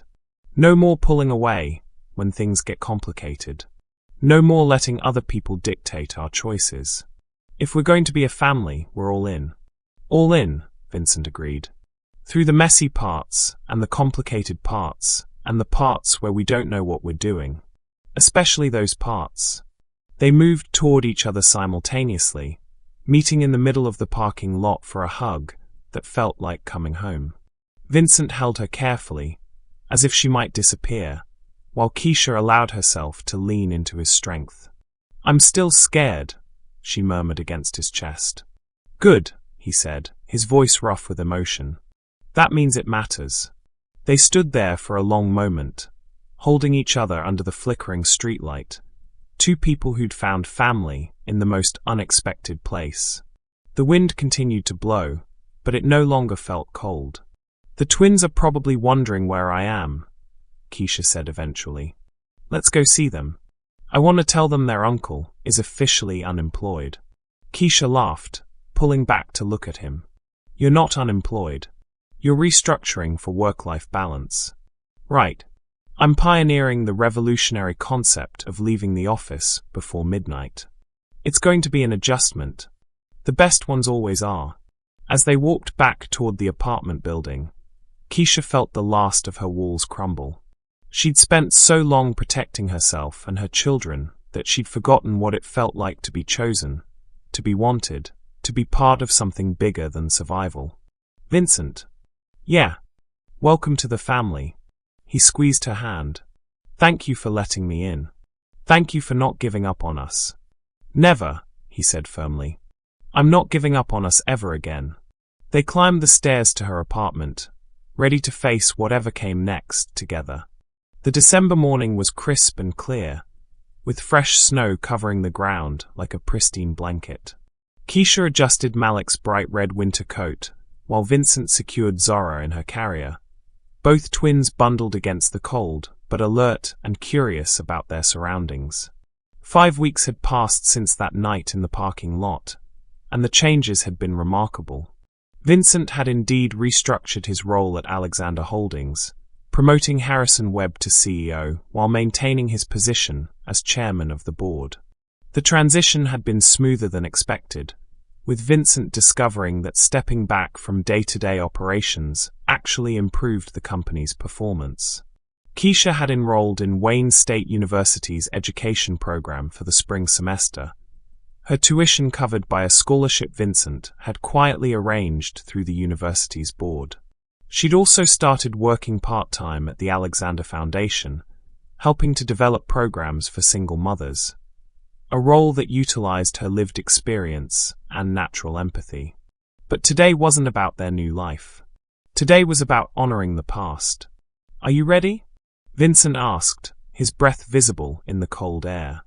Keisha nodded, clutching a bouquet of white roses and baby's breath. I've been ready for this my whole life. They walked slowly through the cemetery, following the winding path to the Alexander family plot. Vincent had had the headstones cleaned and repaired, and fresh flowers were planted around the graves despite the season, a small miracle of greenhouse cultivation that he'd arranged as a surprise. 3 headstones stood side by side.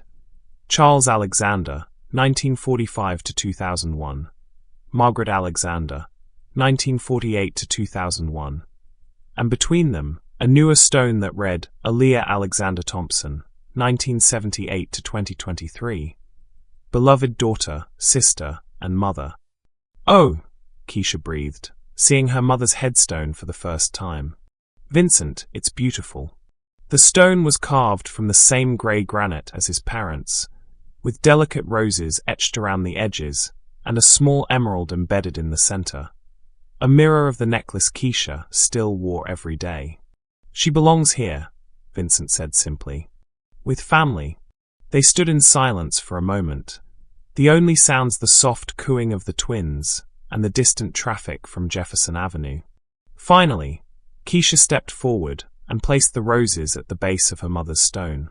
Hi, Mama, she said softly. I brought some people to meet you. Vincent moved to stand beside her, his own flowers in hand.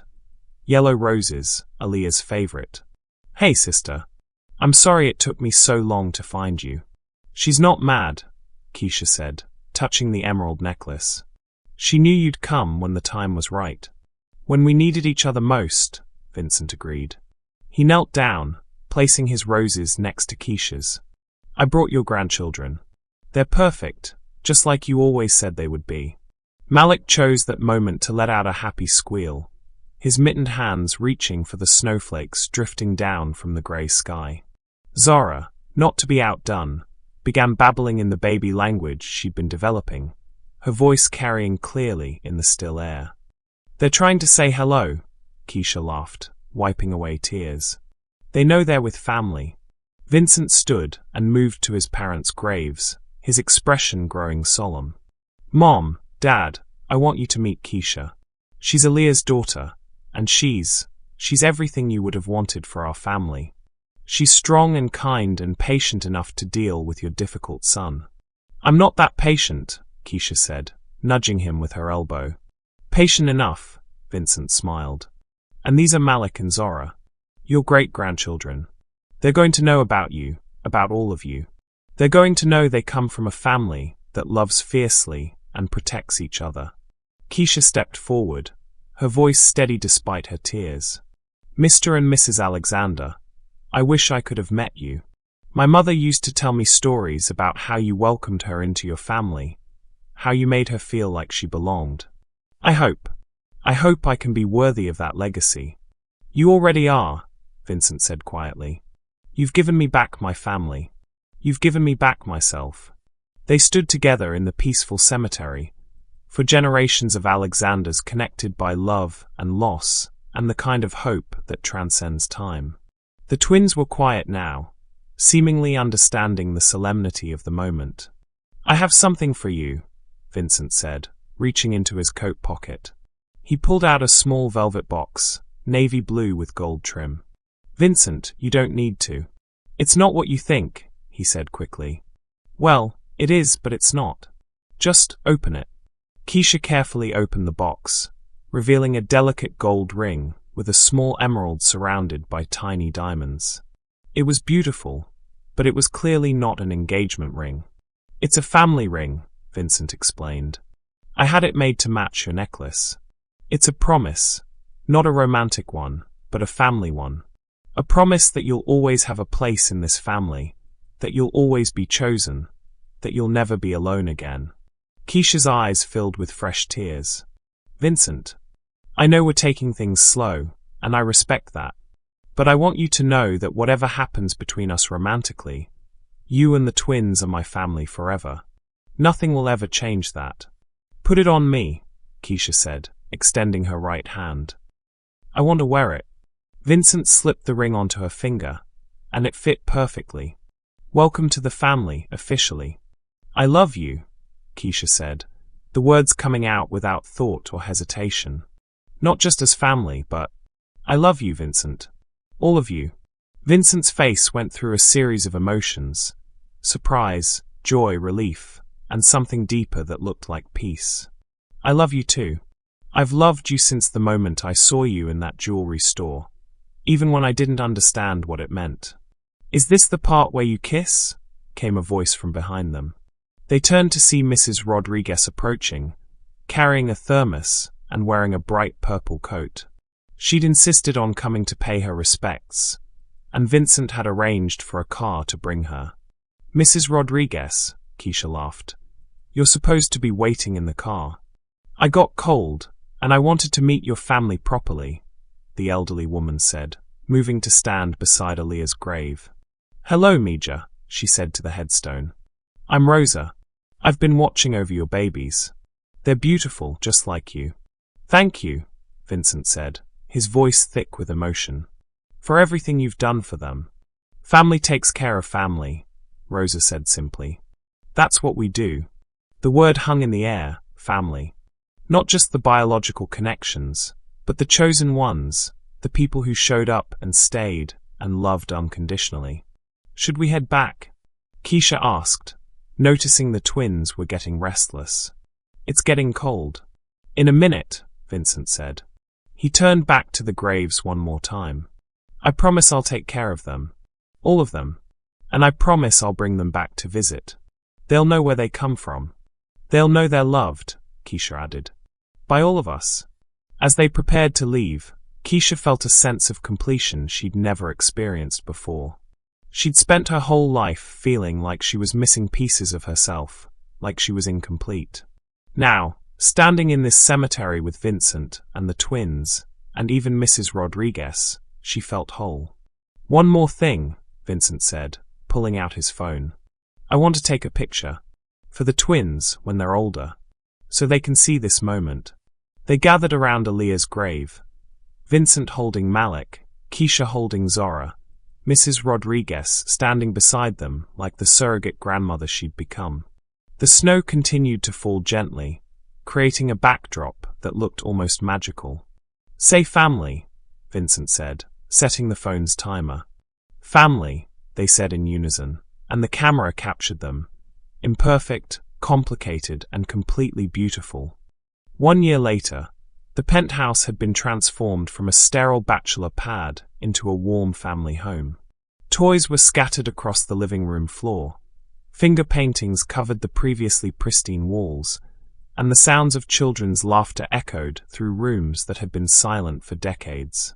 Vincent sat on the floor in his pajamas, helping 18-month-old Malik build a tower of blocks while Zora, now walking confidently, toddled around in her bright pink Christmas dress. The twins were healthy, happy, and growing like weeds. "Uncle Vincent, look," Malik said, pointing proudly at his slightly lopsided tower. "That's amazing, buddy," Vincent said, his heart swelling with pride. "You're going to be an architect, just like great-grandpa Charles." Keisha emerged from the kitchen, wearing a flowing green dress that matched her necklace and carrying a tray of Christmas cookies. She'd graduated from Wayne State with honors and was now teaching at a local elementary school while continuing her work with the Alexander Foundation. "Breakfast is ready," she announced, then stopped to admire Malik's creation. "Wow, that's a beautiful tower." "I made it for Mama," Malik said, his vocabulary expanding daily. "It's perfect, baby," Keisha said, kissing the top of his head. Vincent stood and moved to the window, looking out at the Detroit skyline. The city was beautiful in the morning light, covered in fresh snow and full of possibility. Alexander Holdings continued to thrive under Harrison's leadership, and Vincent had found that being chairman allowed him to focus on the big picture while still being present for the moments that mattered. "What are you thinking about?" Keisha asked, joining him at the window. "Just this. Us. How different everything is from where we started. Different good or different bad?" Vincent turned to look at her, this incredible woman who'd changed his entire world in the span of a conversation. "Different perfect. Even the chaos?" Keisha gestured toward the living room, where Zara was now trying to climb onto the Christmas tree. "Especially the chaos," Vincent laughed, moving to rescue the tree. "I spent 40 years living in perfect silence. This is so much better." "Mama, Uncle Vincent, look," Zara called out, having successfully grabbed a low-hanging ornament. "I see, baby girl," Keisha said, gently removing the ornament from her daughter's grasp. "But let's leave the decorations on the tree, okay?" "Okay, Mama," Zara agreed, immediately distracted by a pile of unwrapped presents. "Speaking of presents," Vincent said, reaching into his pocket, "I have something for you." "Vincent, you already gave me too much." "The car, the new apartment fund, the—" "It's not money," he interrupted, pulling out a small envelope. Well, just open it." Keisha carefully opened the envelope, revealing a folded piece of paper. As she unfolded it, she gasped. "Adoption papers? For me to officially adopt the twins," Vincent explained nervously. "I know their father isn't in the picture, and I know I'm already their uncle, but I want to make it legal. I want to be their father in every way that matters." Keisha's eyes filled with tears. "You want to adopt my babies?" "I want to adopt our babies," Vincent corrected gently. "If you'll let me. If you think they'd want that. They already call you Uncle Vincent, but they light up when you walk into a room like you're the most important person in their world." "They are the most important people in mine," Vincent said. "All three of you." "Yes," Keisha whispered. "Yes, of course, yes." Vincent swept her into his arms, spinning her around the living room, while the twins clapped and giggled. When he set her down, they were both crying happy tears. "I love you," he said, cupping her face in his hands. "I love our family. I love the life we've built together." "I love you too," she said, standing on her tiptoes to kiss him. "All of it. The chaos and the complications and the beautiful, messy reality of it all. Mama, Uncle Vincent. Kiss," Zara announced, clapping her hands. "She's very observant," Vincent laughed. "She gets that from her mother," Keisha said, pulling away to look at him. "Are you ready for this? Really ready? Because once you sign those papers, you're stuck with us forever." "Forever sounds perfect," Vincent said. "I can't think of anywhere else I'd rather be stuck." As they gathered the twins for Christmas breakfast, Vincent caught sight of the framed photo on the mantel, the one taken at the cemetery almost exactly a year ago. For people who'd found each other against all odds, who'd chosen love over fear, who'd created family out of loss and hope. Aaliyah's emerald necklace caught the Christmas tree lights, sparkling like a promise kept. She'd known, somehow, that her plan would work. She'd known that love would find a way. "Thank you," Vincent whispered to the photo, to his sister, to the universe that had brought them all together. "Thank you for bringing me home. Uncle Vincent, come eat." Malik called from the kitchen table. "Coming, buddy," Vincent called back, then turned to Keisha. "Ready for our first Christmas as an official family?" "More than ready," she said, taking his hand. "Let's go make some memories." As they walked toward the kitchen, surrounded by the sounds of their children's laughter and the warmth of unconditional love, Vincent realized that he'd finally found what he'd been searching for his entire life, without even knowing it. He'd found home. Thank you for watching this story to the end. If you enjoyed this story, you will surely love the next one. It's as interesting as you can ever imagine. So do check it out. Click on the image showing on your screen right now to watch the next one.